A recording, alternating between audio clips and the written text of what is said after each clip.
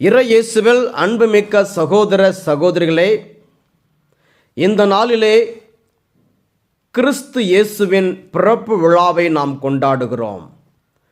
கிறிஸ்து பிறப்பு நிகழ்வில் மையமாக இருப்பவர்கள் இடையர்கள்.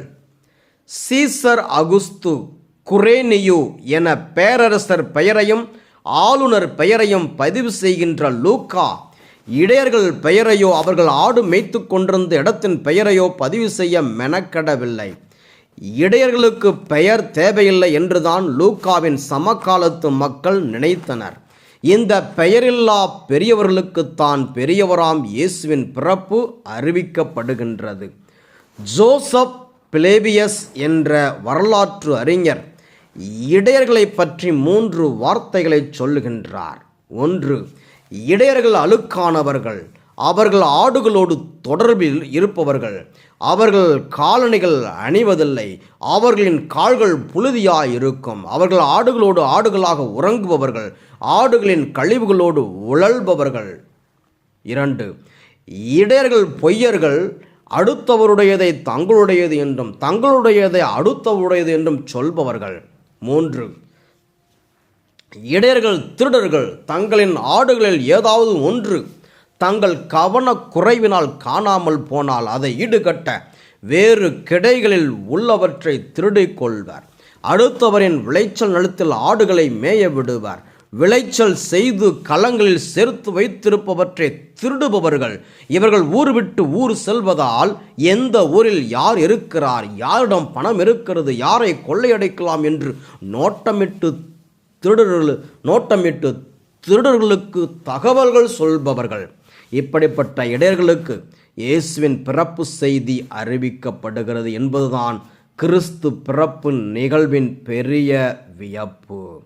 பிளேபியஸ் அவர்களின் மேற்காணும் 3 அடையாளங்களும் இங்கே புரட்டி போடப்படுகின்றன. எப்படி? 1. அழுக்கள் இருப்பவர்களுக்கு தீவன தொட்டி தெரியும். மாட்டு கொட்டகைக்குள் போயிருக்கிறீர்களா? மாட்டு கொட்டகையில் தீவன தொட்டி என்பது பெரிய கட்டிடக்கலையோடு கட்டப்பட்ட தொட்டி அல்ல. ஒரு பெரிய அறை இருக்கும். அறையின் தரை மண் அல்லது கல்லாக இருக்கும். மேலே கூரை வேயப்பட்டிருக்கும். தீவனம் போடுவதற்காக பலகை ஒன்றை சுவற்றிற்கு கொஞ்சம் தள்ளி அடித்திருப்பார்கள். அதே பலகையோடு சேர்த்துள்ள கம்பத்தில் அல்லது வளையத்தில் மாடுகள் கட்டப்பட்டிருக்கும். மாடுகள் நிற்கும் இடத்தை அடிக்கடி சுத்தம் செய்வார்கள். சாணம் அல்லது கழிவை உடனே அப்புறப்படுத்துவார்கள். ஆனால் அதிகம் தூய்மையாக்கப்படாத பகுதி எதுவென்றால் தீவன தொட்டி தான். தீவனத்தை மாடு சாப்பிட்டவுடன் அதே இடத்தில் மீண்டும் வைக்கோல் அல்லது புல்லை அடுக்குவார்கள். ஆக பல ஆண்டுகளுக்கு ஒருமுறை சுத்தம் செய்யப்படும் பகுதியே தீவன தொட்டி. மேலும் தீவன தொட்டியை யாரும் எடுத்தேறி சென்று பார்க்க மாட்டார்கள். மாட்டு உரிமையாளர் காலையில் எழுந்தவுடன் கொட்டகையை திறந்து வெட்டி பார்ப்பார். மாடு இருக்கிறதா என பார்த்துவிட்டு கதவுகளை மூடிவிடுவார். இப்படியாக அழுக்கான யாரும் அண்டி சென்று பார்க்காத இடத்தில் குழந்தை வைக்கப்பட்டிருக்கிறது. மேலும் இப்படி வைப்பது குழந்தைக்கு குளிரும் இதமாகவும் பாதுகாப்பு காரணங்களுக்காகவும் இருந்திருக்கலாம். 2. பொய்யர்கள் உண்மைக்கு சான்று பகர்கின்றனர். பொய் அதிகம் சொல்பவர்கள் யார் சொல்வதையும் எளிதில் நம்ப மாட்டார்கள். தாங்கள் பொய் சொல்வதால் அடுத்தவர்கள் சொல்வதும் பொய் என நினைப்பார்கள். இப்படிப்பட்ட இடையர்கள் எப்படி வானதூதரின் செய்தியை நம்பினர்? இது அடுத்த ஆச்சரியம். அது சும்மா சத்தம்பா, இது நம்ம கனவு, இது ஒரு காட்சி, இப்படித்தான் போன வருஷம் நடந்துச்சு என்றெல்லாம் இவர்கள் நினைத்திருக்க வாய்ப்பிருக்கிறது. ஆனாலும் வானதூதர் சொன்னதை அப்படியே நம்புகிறார்கள். நம்புவது மட்டுமல்ல, நீங்க போங்க என்று இவர்களுக்கு சொல்லப்படவில்லை.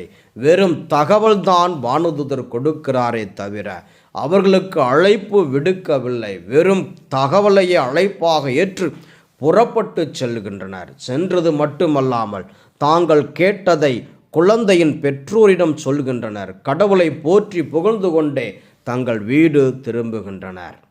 3. திருடர்கள் மெசியாவை கண்டுகொள்கின்றனர். திருடனுக்கு அரச கருவூலத்தை திறந்துவிட்டால் எப்படி இருக்கும்?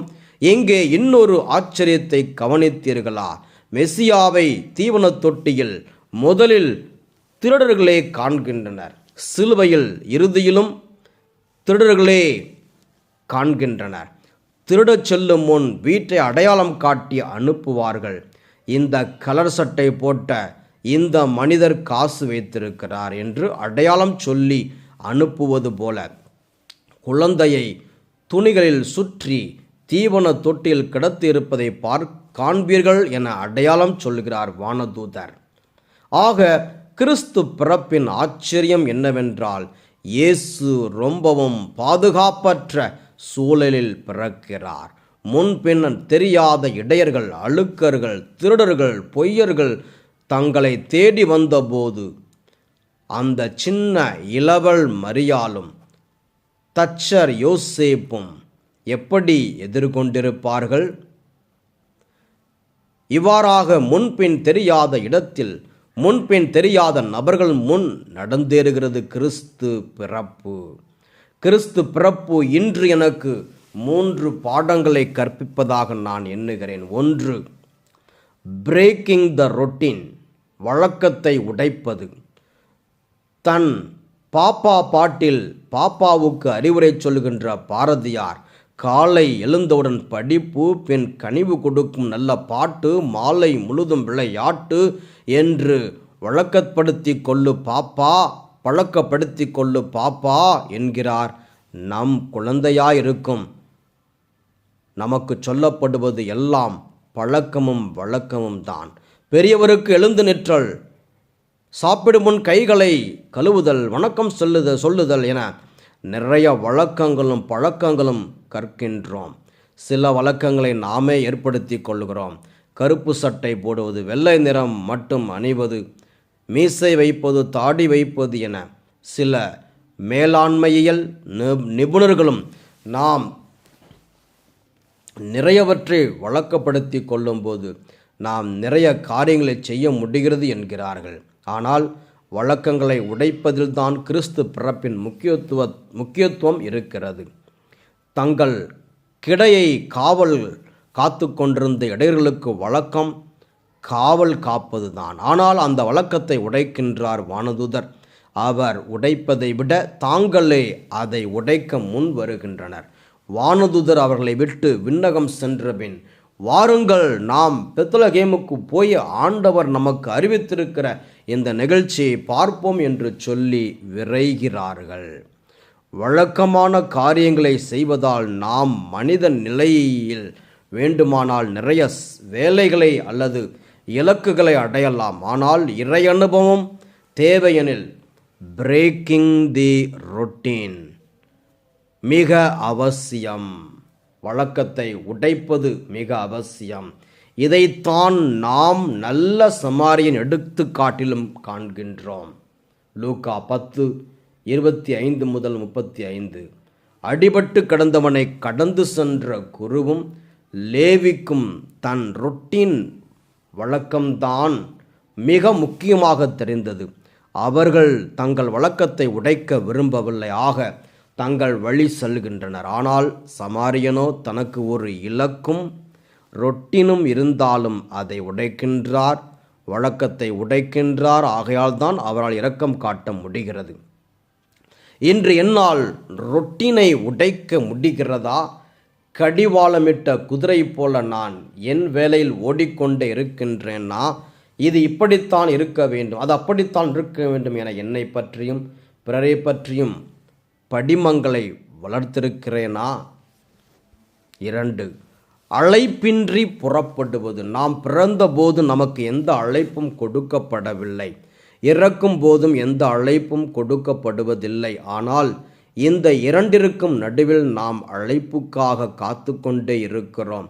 திருமணத்திற்கு அழைக்கவில்லை, விழாவிற்கு அழைக்கவில்லை, அவர் என்னை கண்டுகொள்ளவில்லை, நீ என்னை கூப்பிடவில்லை என நிறைய ஃபார்மாலிட்டிகளை வைத்திருக்கிறோம்.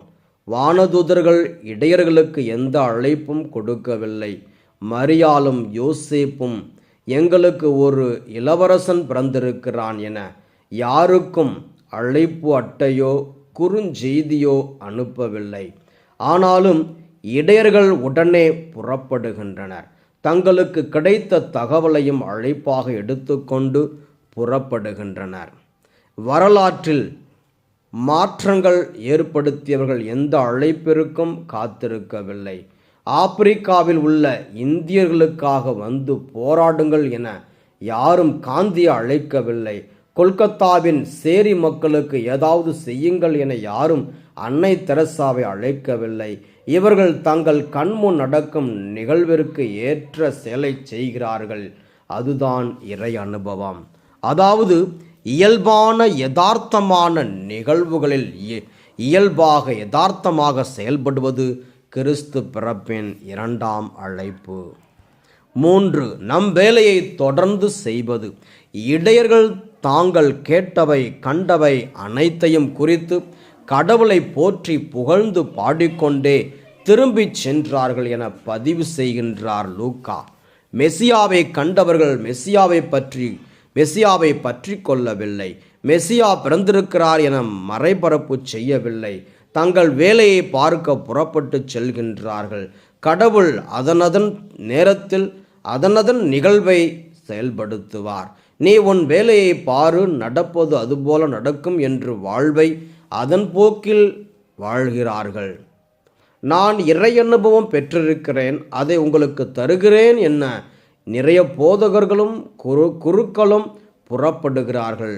என்னை பொறுத்தவரையில் இறை அனுபவம் பெற்றவுடன் நான் என் வாழ்வை இயல்பாக வாழ்ந்தாலே போதும் என நினைக்கிறேன். நானே உலகின் மெசியா என்று அடுத்தவரை காப்பாற்ற நான் புறப்பட தேவையில்லை. ஆக இன்று இறை அனுபவம் கிடைத்தால் அதற்காக கடவுளை புகழ்ந்து பாடிவிட்டு என் வேலையை தொடர்ந்து செய்வதே சால்பு. இறுதியாக, கிறிஸ்து பிறப்பு என்பது வரலாற்று நிகழ்வு. உலக வரலாற்றில் மட்டுமல்ல, நாம் ஒவ்வொருவரின் வரலாற்றிலும் நாம் வாழும் இந்த குறுகிய நாள்களில் கிறிஸ்துவாக பிறக்க கிறிஸ்து பிறப்பு பெருவிழா அழைப்பு விடுக்கிறது.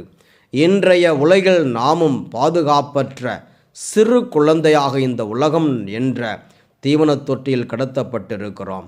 இந்த உலகம் தன் நுகர்வு, கலாச்சாரம், வியாபாரம் என்னும் கரங்களால் நம்மை பிட்டு வாயில் போட்டுக்கொள்ள தயாராக இருக்கிறது. நம்மால் ஒன்றும் செய்ய முடியாது என்ற பாதுகாப்பற்ற நிலையில் இருக்கும் நாம் இந்த பெத்லகேம் குழந்தை போல நாம் கைகளை விரித்து கொடுப்போம். கிறிஸ்து பிறப்பு பெருவிழா வாழ்த்துக்களும் ஜெபங்களும். ஆண்டவர் இயேசு உங்கள் அனைவரையும் ஆசீர்வதிப்பாராக. ஆமென்.